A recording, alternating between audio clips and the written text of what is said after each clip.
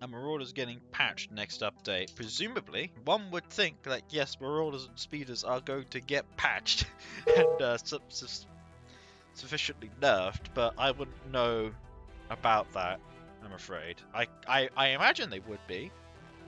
I mean, like, that hasn't stopped. Well, last Bastion was picked on Walk of Egypt, you see, so they can get away with it. Okay, in the bottom left, playing as the Sky Epsilon headquarters, we have Kaiji 666. His teammate playing as the yellow USA, we have AD forming ADNO.1. Their opponent as the red Latin Confederation and the blue Latin Confederation, we have Pinking Lark, otherwise known as JackoDerp, and his teammate Alstar, forming IsPepsilonOkay. This is the first time we've seen Ashes to Ashes, another one of Atom Peter's maps, and a very big one out of that as well. Plenty of money on it, got plenty of ore fields, 2 tech refineries on the map, a tech machine repair shop in the centre of the map there. We've got 3 oil derricks per player, a couple of gems in the back, as to which JackoDerp has in fact base crawled over, moved his MCV over, but build off ally is in fact disabled, so they're going to have to be careful with that, as we see a lot of dogs just simply pick off conscripts left, right and centre. It's a good thing conscripts are cheapest chips there, because if that was any other faction that would have been devastating. As we see allied infantry also get picked off by dogs here, as both teams try and get scouts up. A couple more GIs picked up here. See all the players pick up their oil derricks. Looks like Jacko secured the central garrisons around the tech machine shop there, so it looks like they'll be able to hold that and deny that resource to their enemy here. So it looks like Jacko's going to try and capture his opponent's tents. And I don't think Kaiji's cottoned onto that yet. That dog's going to have to kill that spook, as it does in fact look like Alstar's going to be able to take the tent from Kaiji, and he immediately starts shooting up the oil derrick. Okay, Garrison now starts shooting up the initiates here, but it's a very fragile tent here, so they move on to the next tent.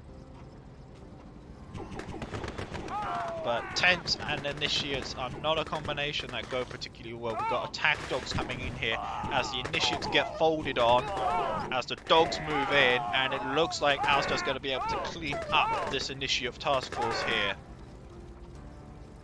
But the question is, what can he do? He's lost control of the tents and the conscript garrison weapon now. We've got a terror drone out down here from Jacko. Not sure what it's going to try and accomplish. We can also see that Jacko's captured the tech machine shop by the repair icon. Terror drone eats 4 initiates. That terror drone's gotten its cost value back. It's 5, 6, 7, 8. If terror drones can earn veterancy, this one would be elite. As we see, Jacko's taken control of AD's tents as well. Oh boy! And the terror drone infects the ghost miner as well. There is a sticker on the way. We see 2 Dracula tanks on the field here. As we see an IFV, what must be a seal, that's SEAL IFV. Okay, so there's a SEAL IFV out on the field here, as Jacko's just going to outright blow up AD's oil derrick. Civilian, there we go.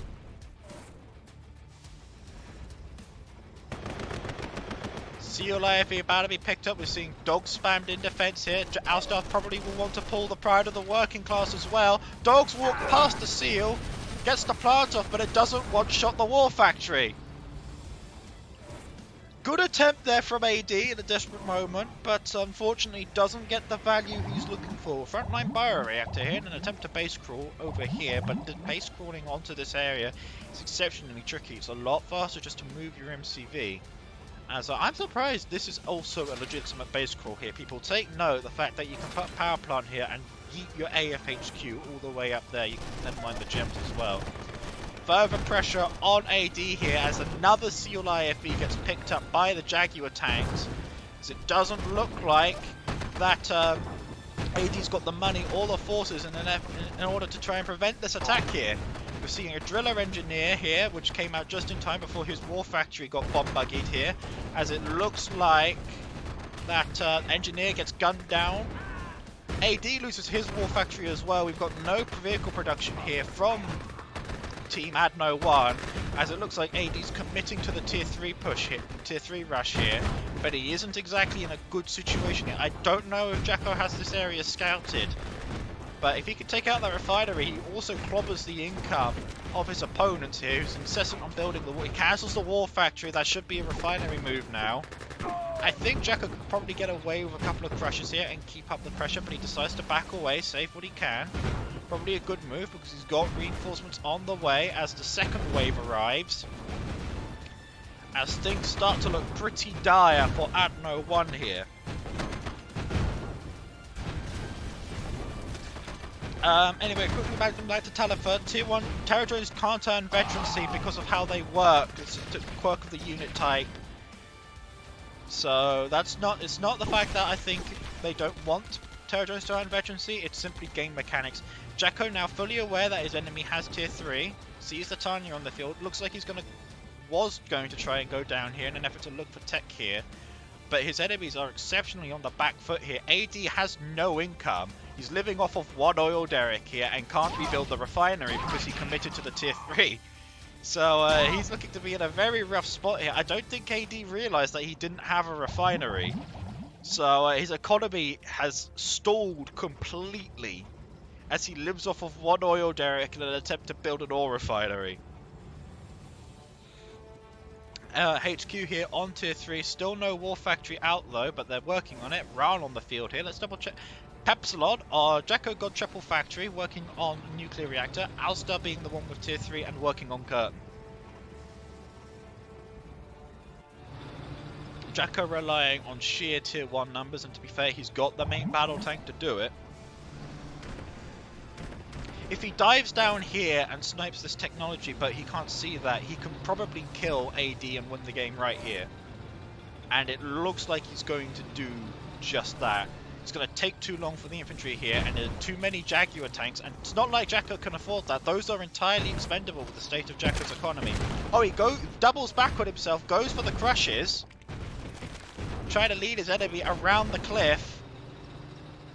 So you see half-track support coming up in here. And he's having fun trying to crush infantry with trees around. Hello, Dover. It's a bit speculative whether or not MO will use Phobos in 336. I'm not entirely sure. I don't think it will. Speeder seems like the type of person to wait until Phobos is somewhat stable. Oh, we see a single vulture out here from Alstar to pick up Tanya. There's no way to stop that. Tanya goes down. Refinery is sniped again, but there's a second refinery at the gem pit, and these miners are left completely exposed. Vulture picks up a GGI, but isn't itself picked up right on the field here. But the rest of the infantry is going to get crushed. We see Merc target satellite as Ran gets chased down. Okay, Ran backs off, but Jacko's going to go commit to the Conyard kill here. Morales on the field trying to kill Ran. Conyard gone for AD here as Tanya's back on the field. If Jacko can pick up the barracks. Okay, Tanya picked up by half-tracks. But the only production here from AD is the barracks. There's nothing else left. Jacko decides to pick up miners anyway, but I think he realizes what's going on as there's no production out here. Goes for the thinks about the tier 3, but goes for the AFHQ instead, which is the much more valuable target here.